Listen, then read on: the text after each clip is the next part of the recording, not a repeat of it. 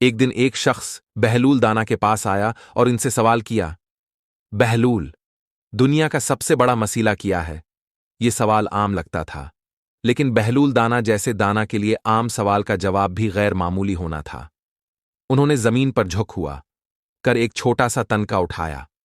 वो तनका हुआ में घुमाकर मुस्कुराए और कहा, दुनिया का सबसे बड़ा मसला ये है। वो शख्स परेशान हो गया। तनका तो निहायत मामूली चीज थी। हमने उसे हुआ में घुमाकर मुस्कुराए और कहा, दुनिया का सबसे बड़ा मसला ये है। वो शख्स परेशान हो गया।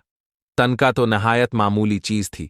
हमने उसे हुआ में घुमाकर मुस्कुराए और कहा, दुनिया का सबसे बड़ा मसला ये है। वो शख्स परेशान हो गया। तनका तो निहायत मामूली चीज थी।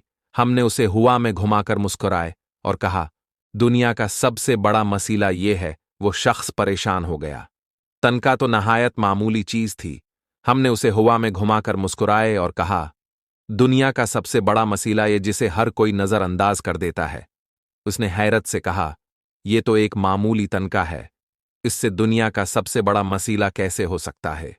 बहलूल ने संजीदा लहजे में जवाब दिया, ये तनका इंसान की अना की अलामत है।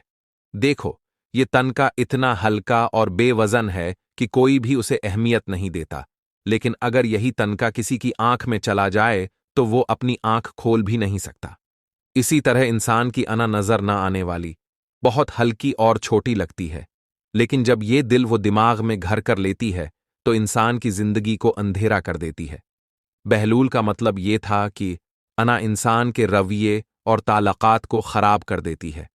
जब इंसान अपनी अना को दूसरों से ज्यादा अहमियत देता है तो वो दूसरों के जज्बात को नजरअंदाज कर देता है, जिससे रिश्ते खराब हो जाते हैं।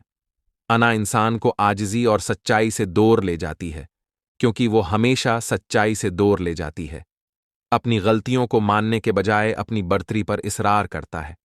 इस किस्से का पैगाम ये है कि अपनी अना को काबू में रखो, वरना ये तुम्हारी जिंदगी और ताल्लुकात को तबाह होंगे कर सकती है। आजिज़ी अख्तियार करो, क्योंकि आजिज़ी ही इंसान को बड़ा बनाती है, जबकि अना उसे गिरा देती है।